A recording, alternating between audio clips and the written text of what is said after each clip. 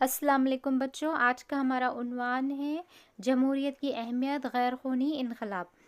سال 1450 سے 1750 تک کا دور ابتدائی جدید دور کہلاتا ہے۔ اس دور کی چند اہم ایجادات کے بارے میں ہم یہاں دیکھیں گے۔ جان گوٹنبرگ، جو کہ جرمنی کے رہنے والے تھے، انہوں نے چھپائی کی مشین ایجاد کی 1455 عیسوی میں۔ اسی طرح گیلیلو نے 1608 عیسوی میں دوربین ایجاد کی۔ گیلیلو کا تعلق اٹلی سے تھا۔ ان کے بعد یوروپینز، یعنی کہ وہ لوگ جو یورپ میں رہتے ہیں، ان لوگوں نے 16ویں صدی عیسوی میں دو اہم ایجادات کی، جن میں ایک ہے مقناطیسی قطب نما اور دوسرا ہے استرلاب۔ مقناطیسی قطب نما کی مدد سے بحری جہاز راں ملاح سمت دیکھتے ہیں، سمت دیکھنے میں انہیں مدد ملتی ہے، اور استرلاب جو ہے نا بچوں، وہ فلکیاتی علوم کو جاننے میں مدد دیتا ہے۔ اس دور میں کئی ممالک دریافت کیے گئے۔ کرسٹوفر کولمبس، جو کہ ایک اطالوی ملاح تھا، اس نے اٹلی سے بحر اوقیانوس کو پار کرتے ہوئے ایشیا پہنچنے کی کوشش کی، لیکن وہ جا پہنچا شمالی امریکہ کے چند جزائر میں۔ آپ کی درسی کتاب کے مطابق کولمبس نے امریکہ کا راستہ دریافت کیا ہے، جنوبی امریکہ کو دریافت کیا ہے، لیکن کئی لوگ اس بات سے سہمت نہیں ہوتے۔ ان کا ماننا ہے کہ وہ شمالی امریکہ کے جزائر تک ہی پہنچا۔ اسی طرح سے ایک سیاح تھا جس کا نام تھا واسکو ڈا گاما۔ یہ جو سیاح تھا نا بچوں، یہ پہلا پرتگالی سیاح تھا جو یورپ سے پہلی مرتبہ ہندوستان آیا۔ ٹھیک ہے، یہ ہے ہمارے ہندوستان کا نقشہ۔ اس میں آپ دیکھیے کہ پرتگال کے ایک مقام ہے لزبن، جہاں سے یہ شخص نکلا واسکو ڈا گاما اور انڈیا پہنچا 1498 میں۔ بارتولومو ڈیاز ایک پرتگالی ملاح تھا۔ اس نے جنوبی افریقہ کی کیپ آف گڈ ہوپ یعنی کہ راس امید کو دریافت کیا۔ وہ پرتگال سے 3 جہاز لے کر نکلا اور جنوبی افریقہ کے ایک ملک نمیبیا پہنچا۔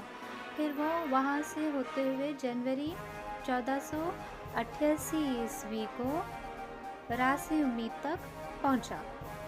ایک اور پرتگالی ملاح جس کا نام تھا پیڈرو آلویرس کیبرل، وہ پرتگال سے ایشیا کے سفر کے لیے نکلا، لیکن راستے میں ہی وہ جنوبی امریکہ کے ایک ملک برازیل پہنچ گیا۔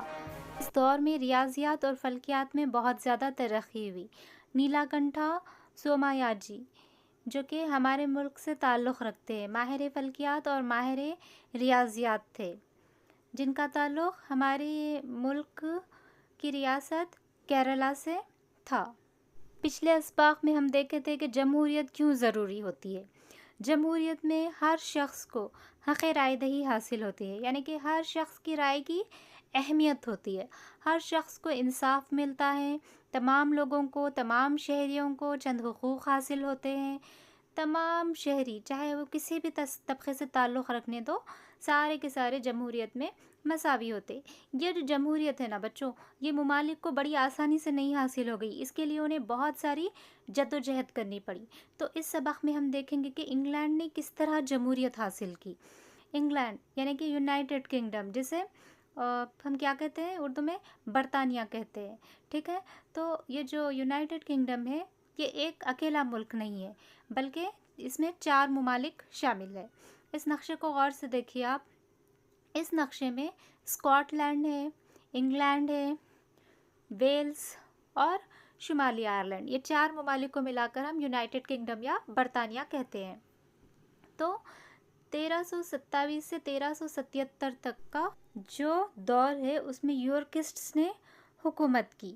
اس کے بعد جو دور شروع ہوا دوسرے خاندان کا، وہ دور ہے 1399 سے 1471 تک لینکیسٹرینز نے حکومت کی۔ ان کے بعد 1603 عیسوی تک ٹیوڈر خاندان حکمرانی کرتا رہا، جس کی آخری ملکہ تھی ایلزابتھ I۔ ایلزابتھ I کے بعد اسٹوارٹ خاندان کا جیمز اول راجہ بنا۔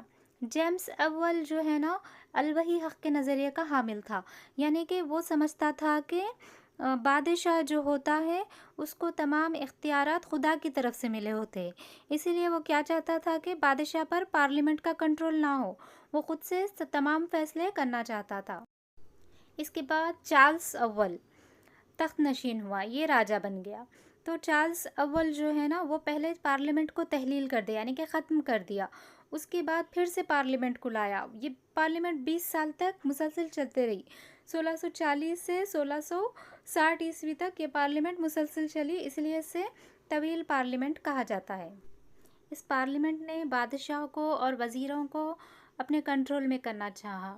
1649 عیسوی میں چارلس اول کو سزائے موت سنائی گئی۔ اس طرح سے یہاں پر انگلینڈ ایک جمہوری ملک بن گیا، لیکن یہ زیادہ دن تک جمہوریت قائم نہیں رہی۔ 1688 میں شاندار انقلاب آیا۔ ولیم اورنج اور چارلس اول کی نواسی، جو کہ ولیم اورنج کی بیوی تھی، ان لوگوں کو پارلیمنٹ نے دعوت دی کہ وہ آئیں اور انگلستان کے تخت کو قبول کر لے۔ اس نظام میں بادشاہ کے اختیارات کو کم کر دیا گیا تھا اور جو بھی وزراء رہتے وہ سارے پارلیمنٹ کو جواب دہ رہنا رہتا تھا۔ اس طرح خون کا ایک قطرہ بہائے بغیر بھی یہ جمہوریت قائم ہوئی، اس لیے اس کو شاندار انقلاب کہا جاتا ہے۔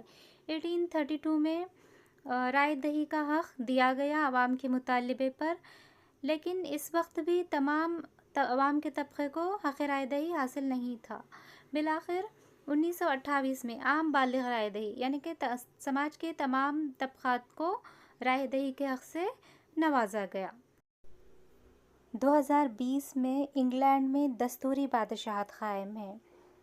یہاں کی ملکہ کوئین ایلزبتھ II ہے اور یہاں کے وزیر اعظم بورس جانسن ہے۔